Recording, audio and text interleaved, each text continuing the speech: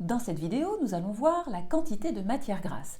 Alors, il est compliqué de parler de la quantité de matière grasse sans parler de sa qualité aussi à minima, parce que vous allez voir que c'est totalement corrélé.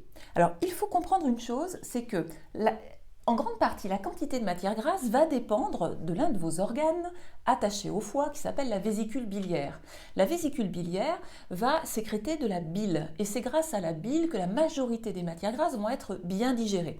Donc quand vous dépassez en fait votre capacité de cette vésicule biliaire à sécréter de la bile, eh bien c'est là où vous allez avoir des symptômes comme la nausée, des vomissements et des maux de tête, ce que l'on attribue à la crise de foie. À tort, ce n'est pas une crise de foie, c'est plutôt une crise de vésicule biliaire, un manque de bile.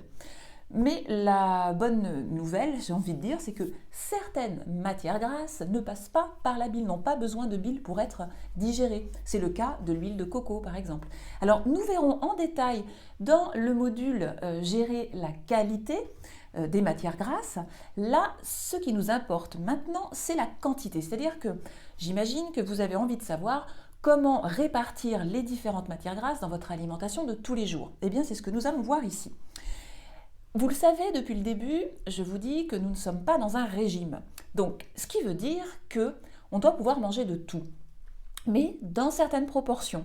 Alors, cela est vrai si on part du principe que la personne est en bonne santé, qu'elle n'a pas d'inflammation chronique, c'est tout à fait vrai. Et ce que je propose, c'est la loi des 80-20, c'est-à-dire 80% d'alimentation idéale au niveau répartition et 20% de cochonnerie. Alors, parce qu'évidemment, si vous avez 80% de votre alimentation qui a plutôt une tendance anti-inflammatoire, il n'y aura pas de problème à gérer 20% de alimentation pro-inflammatoire. Mais si vous partez avec un handicap, c'est-à-dire avec une inflammation chronique, si vous avez le syndrome métabolique, du diabète, de l'obésité, des problèmes cardiovasculaires, un cancer, des maladies neurodégénératives ou auto-immunes, eh bien, vous êtes dans ce qu'on appelle l'inflammation chronique. À ce moment-là, ce que je vais vous recommander, pendant 21 jours consécutifs, de garder l'alimentation répartie de manière idéale. Et là, ça va valoir vraiment pour les matières grasses, puisqu'elles ont un impact direct sur l'inflammation. Donc, 21 jours en suivant la répartition suivante. Alors, vous allez voir qu'on peut manger de la matière grasse sans aucun problème. Déjà, la moitié de notre matière grasse idéale va être composée donc de polyphénols que l'on va retrouver dans l'huile d'olive par exemple, et dans les olives aussi évidemment, l'avocat et les oléagineux, donc tout type de noix. On va éviter les arachides, donc les cacahuètes. Mais tout type de noix, à condition de ne pas avoir le virus de l'herpès, dans ces cas-là, on évite les noix françaises, c'est-à-dire de Grenoble, du Périgord et les noix de pécan. Et on restera sur les amandes, les noisettes, les noix de cajou, etc. etc. Alors, donc 50% de notre apport de matière grasse peut être composé donc d'huile d'olive, d'avocat et d'oléagineux. Ce qui veut dire que tous les jours, vous pouvez consommer 2 cuillères à soupe d'huile d'olive sans aucun problème. Bien sûr, ça va servir surtout à l'assaisonnement. Un avocat entier par jour sans aucun problème, plutôt quand c'est la saison. Et des oléagineux, tous les jours, une bonne poignée. Et en réalité, je vais même vous dire que la quantité d'oléagineux n'importe pas vraiment. Si vous avez faim, si vous avez des compulsions, remplacez tout ce qui est sucré et inflammatoire par des noix, des amandes, et vous verrez que vous serez plus vite rassasié puisque les oléagineux contiennent de la matière grasse qui nous rassasie. Donc, la moitié des apports de graisse en huile d'olive, avocat et oléagineux. 33%, un tiers donc de la matière grasse, c'est celle qui ne va pas passer par la bile justement, et c'est l'huile de coco qui en contient le plus. Elle contient 60% de ce qu'on appelle les TCM, les triglycérides à chaîne moyenne. Cette matière grasse-là est étudiée scientifiquement pour aider les gens qui sont épileptiques et les problèmes d'Alzheimer entre autres. Donc autant vous dire que c'est une huile qui, oui, contient des graisses saturées, mais des graisses saturées que l'on appelle triglycérides à chaîne moyenne et non pas à chaîne longue, ce qu'on confond souvent. Il y a plusieurs catégories en fait au sein des graisses saturées et celle-ci donc est intéressante. On verra la qualité plus tard.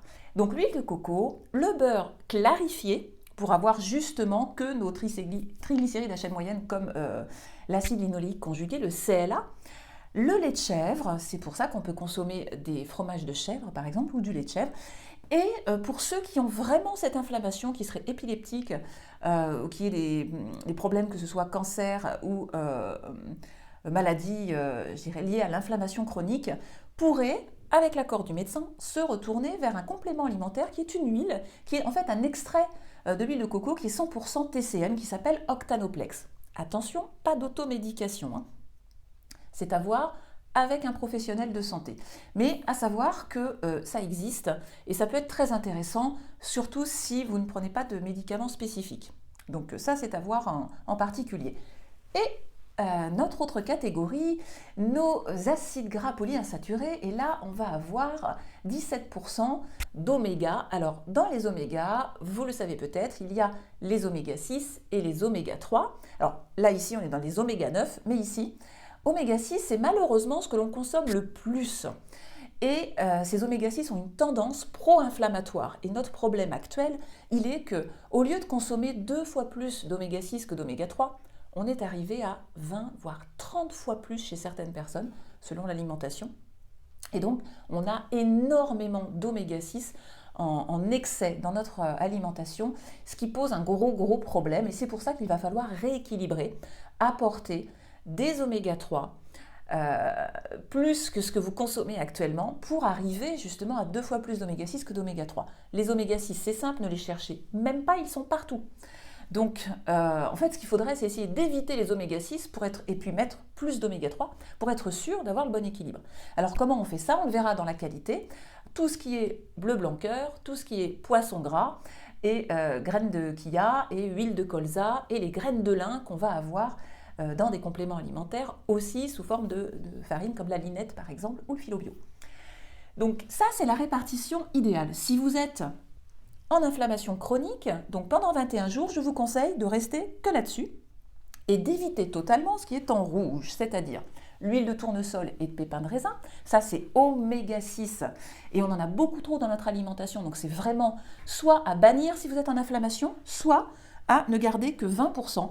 C'est facile pour moi, garder 20%, ça veut dire quoi? Ça veut dire 0 la semaine et le week-end. Ça va nous permettre psychologiquement de penser qu'on fait un écart, ce qui n'est pas vraiment un écart, c'est juste qu'on va s'octroyer le plaisir de manger des cochonneries, ce que j'appelle moi des cochonneries, c'est-à-dire par exemple des choses industrielles, si c'est du pain de mie industriel, si c'est de la viande, barbecue, des fritures, des choses qu'à un moment donné, il faut être honnête avec soi, on ne peut pas être au régime toute sa vie, comme je vous le dis, et même moi, je vais le week-end de ce côté-là sans aucun complexe. Pourquoi? Parce que je suis plus en inflammation, parce que j'ai plus de poids à perdre, et que du coup, je me fais des petits plaisirs avec la famille qui ne posent pas de soucis. Donc c'est plus convivial aussi, parce que personne ne mange 100% idéal, il faut être clair avec ça. Alors, ce qui est à éviter quand on est en inflammation ou à limiter quand on est, je dirais, en mode adapté, eh bien, huile de tournesol et pépins de raisin, les fromages et le lait de vache non fermenté, parce que, en fait, le lait de vache fermenté, comme le kéfir, sera plutôt intéressant. Donc on le gardera. Les graisses industrielles, ça vous en avez partout dans tous les produits industriels. Dès que vous prenez une pizza surgelée, du pain de mie, des gâteaux, du pain au lait, il y en a partout en fait. C'est ce qu'on va appeler les graisses trans. Alors il y a des graisses trans aussi dans le fromage de manière naturelle, puisque les ruminants fabriquent des graisses trans, c'est tout à fait naturel, mais ce n'est pas intéressant pour nous. Dans la viande qui est non bleu blanc cœur, vous avez des graisses trans, et les graisses deviennent trans directement quand elles sont à haute cuisson, donc surtout en friture. Donc gardez tout ça vraiment avec parcimonie, si tout va bien, que vous n'avez pas de problème inflammatoire, donc 20%, c'est-à-dire plutôt le week-end, à moins que vous ayez au niveau du travail des sorties au restaurant, etc., auquel cas vous en aurez. Donc du coup, ne culpabilisez pas, essayez de vous rapprocher au plus près des 80% d'alimentation idéale au niveau de la quantité de matière grasse, et puis gardez que 20%. Et là, vous êtes sûr d'avoir un impact positif sur votre santé et votre poids. tout ce qui est de ce côté-là, dans les graisses rouges, évidemment, si vous n'en mangez pas, eh bien, vous aurez un processus plutôt, je dirais, qui vous amènera vers l'anti-inflammatoire plus rapide, évidemment, que si vous les gardez. Mais ça, c'est à vous aussi de voir au niveau de votre psychologie où vous en êtes, et ce que vous voulez faire et de quoi vous avez besoin. Même quelqu'un qui est en inflammation chronique aura des résultats en faisant 80-20. Donc si psychologiquement, il est compliqué pour vous de vous dire pendant 21 jours, dites-vous pendant un mois, j'ai pas de fromage de vache, pas de viande rouge, si ce n'est bleu blanc cœur, mais il faut les trouver. Alors vous avez un site pour ça, j'en reparlerai. Pas de friture, etc. Et que c'est compliqué psychologiquement, mettez-vous au 80-20, ne les éliminez pas totalement.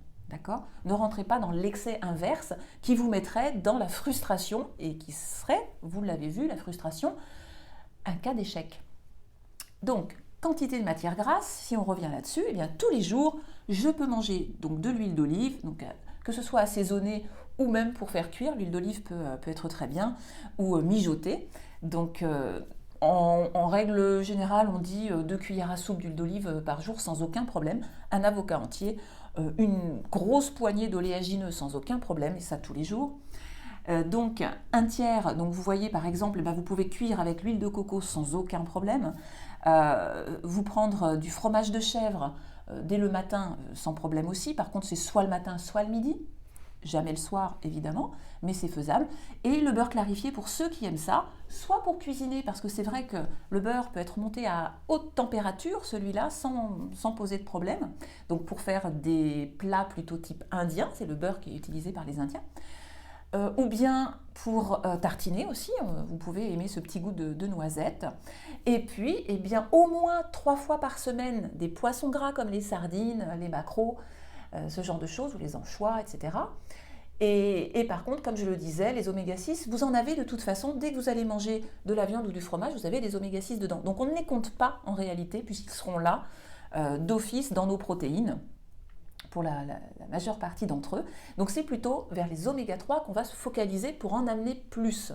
Donc tous les jours, on peut avoir du phyllo bio ou de la linette, donc des graines de lin extrudées, donc travaillées d'une certaine façon. Ne prenez pas les graines de lin que vous trouvez en grande surface qui vont être oxydées très facilement. Et ni l'huile de lin d'ailleurs qui doit se conserver au réfrigérateur et être consommée dans le mois, donc assez rapidement. C'est pas la peine. Si vous avez la linette ou le phyllo bio ou un produit qu'on a nous-mêmes fabriqué donc à base de graines de lin, là oui, sinon attention. L'huile de colza, encore une fois, pour les salades, l'huile de noix aussi ou de cameline.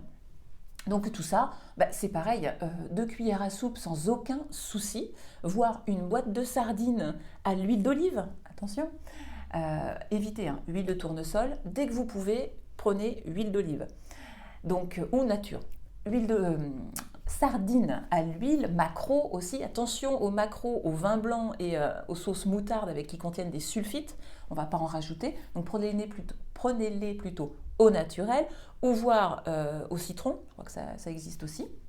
Donc on ne cherche pas les oméga-6, ils sont partout, on va chercher les oméga-3, on s'autorise sans aucun problème, 50%, vous l'avez vu, entre les avocats, les oléagineux, l'huile d'olive, et un tiers, donc je peux manger du fromage de chèvre le matin, je peux avoir mon huile de coco dans la journée sans aucun problème, c'est pareil, pour cuire, il n'y a pas besoin de calculer, c'est une huile qui peut monter à haute température, donc on peut faire revenir tout ce qu'on veut dedans, et comme ça on peut garder l'huile d'olive première pression à froid pour les assaisonnements, et ça permet d'avoir de la matière grasse en très bonne quantité, et de vraiment pas avoir la sensation d'être au régime. Et encore une fois, je reprécise, tout ce qui est matière grasse va permettre de sécréter des hormones, dont notre leptine qui est rassasiant, puisque c'est l'hormone de satiété. Voilà, j'espère que c'est bien clair. Donc vous voyez comment adapter ces quantités et puis vous régaler par la même occasion.